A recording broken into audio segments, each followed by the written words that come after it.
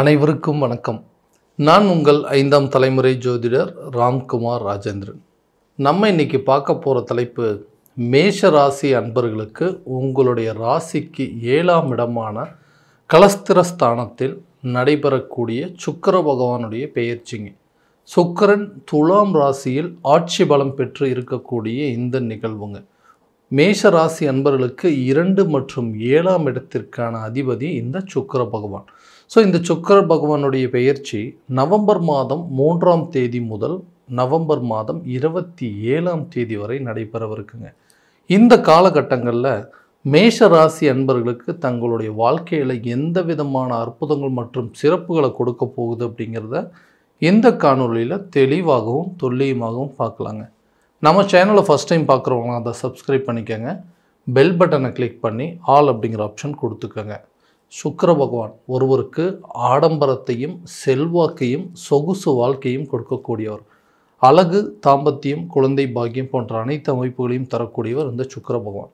சுக்கிரன் மட்டும் ஒருத்தருடைய ஜாதகத்தில் கரெக்டான பிளேஸில் அமைஞ்சிட்டார் அப்படின்னு சொன்னாவே தன்னுடைய வாழ்க்கையில் எல்லா விதமான சகல சௌபாகியங்களும் கிடைச்சி வாழக்கூடிய ஒரு தன்மை அப்படிங்கிறத கொடுக்குங்க.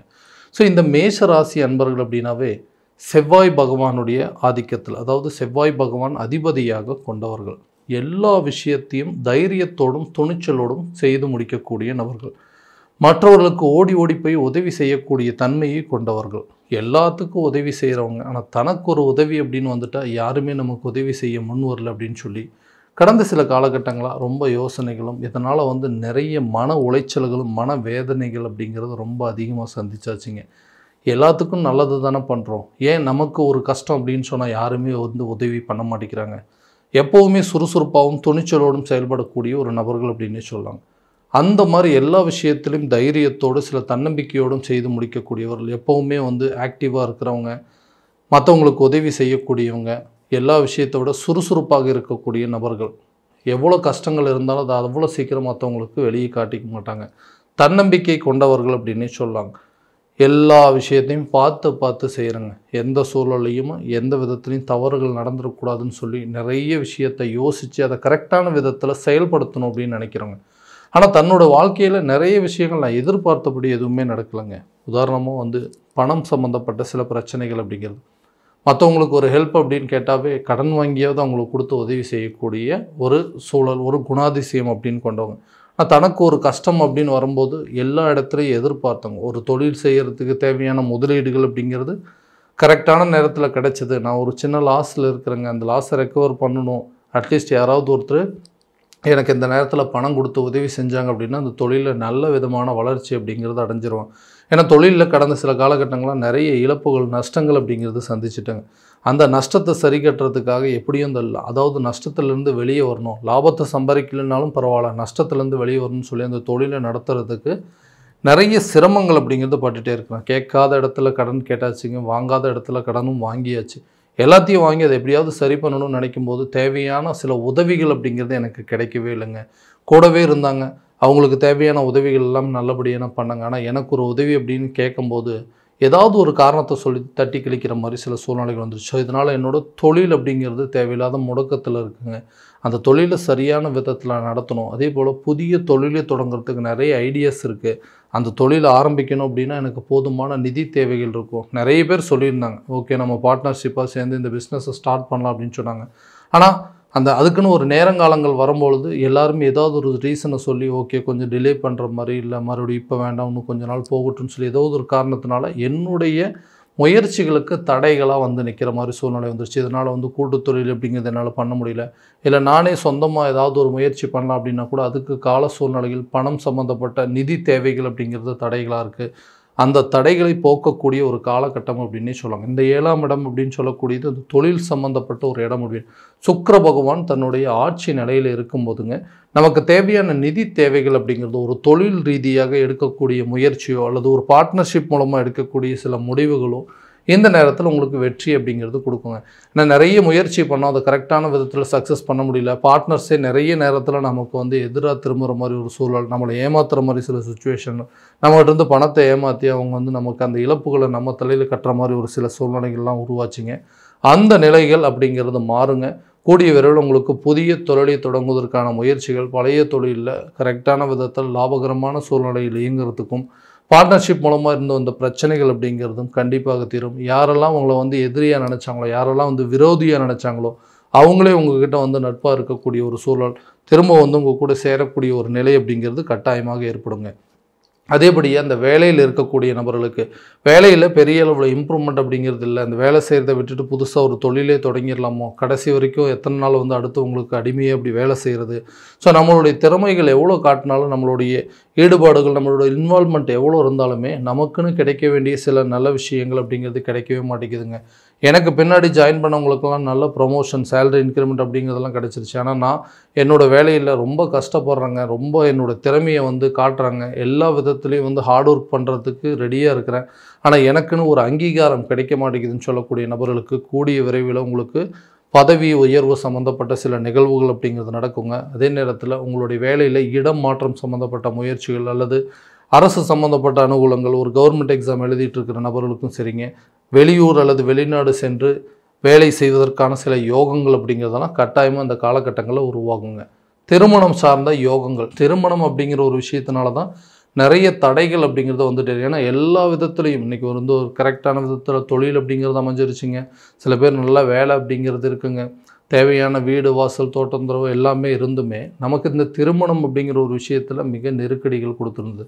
நம்மளாக ஒரு வாழ்க்கையை வந்து விருப்பப்பட்டோம், அந்த வாழ்க்கையாவது கரெக்டான விதத்தில் திருமண லெவலில் போகுமா அப்படின்னு சில பேர்த்துக்கு நிறைய யோசனைகள், நிறைய பேர்த்துக்கு வந்து இந்த திருமணம் நடக்கவே நடக்காதா, திருமணம் அப்படிங்கிறது நமக்கு காலத்துக்கும் வந்து தடையாகவே இருக்குமா அப்படின்னு யோசிக்கக்கூடிய நிலை அப்படிங்கிறது ஏற்பட்டுருச்சுங்க. கண்டிப்பாக அந்த கலஸ்தரஸ்தானத்தில் ஏற்படக்கூடிய இந்த சுக்கிர பகவானுடைய பயிற்சி நிச்சயமாக திருமணம் சார்ந்த யோகம் அப்படிங்கிறது கொடுக்குங்க. யாருக்கெல்லாம் வந்து திருமணம் கடைசி லெவலில் வந்துட்டு இந்த திருமணம் தாலி கட்டக்கூடிய பாக்கியம் வரைக்கும் வந்து நிறைய பேர்த்துக்கு திருமணம் அப்படிங்கிறது நின்றுருக்கும். அந்த மாதிரி சூழல் கூட இந்த நேரத்தில் மாறுங்க. கூடிய விரைவில் திருமணம் சம்மந்தப்பட்ட யோகம் அப்படிங்கிறது உருவாகுங்க. கண்டிப்பாக காதலித்து கொண்டிருப்பவர்களுக்கு காதலை வந்து திருமணம் லெவலில் கொண்டு போகிறதுக்கான யோகங்கள் அப்படிங்கிறது நிச்சயமாக இருக்குங்க. ஸோ அந்த கணவன் மனைவிக்கிடையே இருக்கக்கூடிய ஒற்றுமைகள் அப்படிங்கிறது என்ன காரணம்னே தெரியலைங்க. ஒருத்தருக்கு ஒருத்தர் புரிஞ்சிக்கவே மாட்டேங்கிறாங்க. முன்கோபம் அப்படிங்கிறது ஜாஸ்தியாக இருக்குது. காரணமே இல்லாமல் சண்டை போடுற மாதிரி இருக்குங்க. ஒருத்தர் என்ன ரீசனே தெரியாமல் இன்றைக்கி பிரிந்து வாழக்கூடிய ஒரு நிலை அப்படிங்கிறது.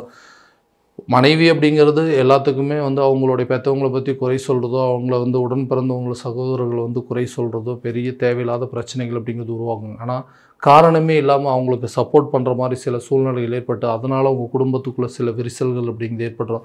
ஒருத்தருக்கு ஒருத்தர் விட்டு கொடுத்தே போக முடியாது இருக்குது. அது எப்படிங்க நீங்கள் எங்கள் ஃபேமிலியில் இருக்கிறவங்கள பற்றி குறை சொல்லலாம், நான் இப்படி உங்களை பற்றி சொன்னேன் அப்படின்னு சொல்லிட்டு ஒருத்தருக்கு ஒருத்தர் மாற்றி மாற்றி இந்த மாதிரி சில சூழ்நிலைகளை உருவாக்கி கணவன் மனைவிக்கிடையே இருக்கக்கூடிய ஒற்றுமை அப்படிங்கிறது பிரிஞ்சிருச்சுங்க.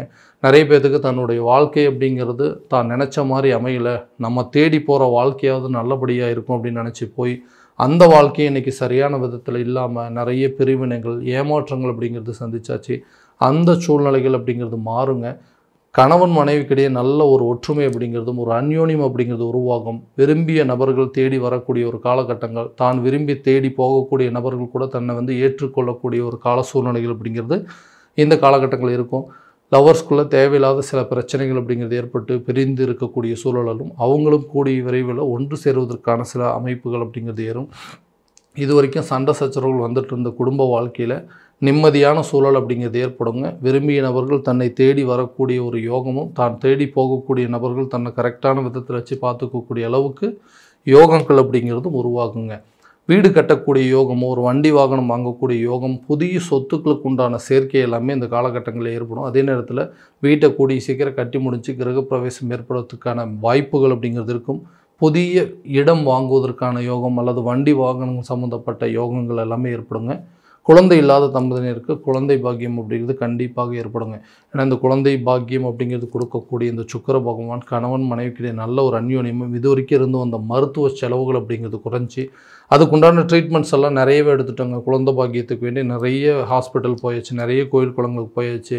எதுவுமே சரியான விதத்தில் அமைப்புகள் வரலன்னு சொல்கிறவங்களுக்கு கண்டிப்பாக குழந்தை பாக்கியம் ஏற்படுவதற்கான சூழல் அப்படிங்கிறது இருக்குங்க. ஆரோக்கியத்தில் இருந்து வந்த தடைகள் அப்படிங்கிறது விலகுங்க. அதே நேரத்தில் இந்த ஆரோக்கியத்தில் இது வரைக்கும் நீங்கள் எடுத்து வந்த மருத்துவ செலவினங்கள் அப்படிங்கிறது கட்டாயமாக குறையும். குழந்தைங்களுடைய கல்வி சம்மந்தப்பட்ட முன்னேற்றம் அப்படிங்கிறது இருக்குங்க. ஞாபக மறதியோடு இருந்தவங்க, இது வரைக்கும் வந்து கல்வியில் நாட்டம் இல்லாதவங்க, சரியாக படிக்காமல் இருந்தவங்க எல்லாமே கல்வி சம்பந்தப்பட்ட யோகங்கள் அப்படிங்கிறது இருக்குமா, வெளியூர் மற்றும் வெளிநாடு சென்று படிப்பதற்கான வாய்ப்புகள் அப்படிங்கிறதும் இந்த காலகட்டங்கள் உருவாகும். தனக்கு பிடித்த துறையை தேர்வு செய்து அதில் வெற்றியை காணக்கூடிய ஒரு காலகட்டமாக இருக்க போதுங்க இந்த வரக்கூடிய இந்த சுக்கிர பகவானுடைய பயிற்சி காலகட்டங்களில். ஸோ இது வரைக்கும் நம்ம பார்த்ததெல்லாம் கோச்சார ரீதியான பலன்கள் மட்டும்தாங்க. இந்த பலன்கள் அனைத்து உங்களுக்கு நடக்குமானா உங்களுடைய சுய ஜாதகத்தை முழுமையாக தெரிஞ்சுக்கிட்டு அதற்குண்டானபடி சில முயற்சிகள் எடுக்கும்போது வாழ்க்கையில் எல்லா விதமான வெற்றிகள் அப்படிங்கிறது உங்களுக்கு கண்டிப்பாக கிடைக்குங்க. உங்களுடைய ஜாதகத்தை எங்கிட்ட பார்க்கணுன்னு விருப்பப்பட்டீங்கன்னா கீழே தெரியுற நம்பருக்கு காண்டாக்ட் பண்ணி அப்பாயின்மெண்ட் ஃபிக்ஸ் பண்ணிக்கோங்க. அப்படி இல்லையா உங்களோட ஜாதகத்தை வாட்ஸ்அப் மூலமாக அனுப்பிச்சி வச்சிங்க அப்படின்னா தெளிவான முறையில் கணிச்சு துல்லியமான பலன்கள் அப்படிங்கிறது உங்களுக்கு தெரியப்படுத்தப்படுங்க. மீண்டும் அடுத்த காணொளியில் உங்களை சந்திக்கும் வரை உங்களிடமிருந்து விடைபெறுவது உங்கள் ராம்குமார் ராஜேந்திரன். நன்றி.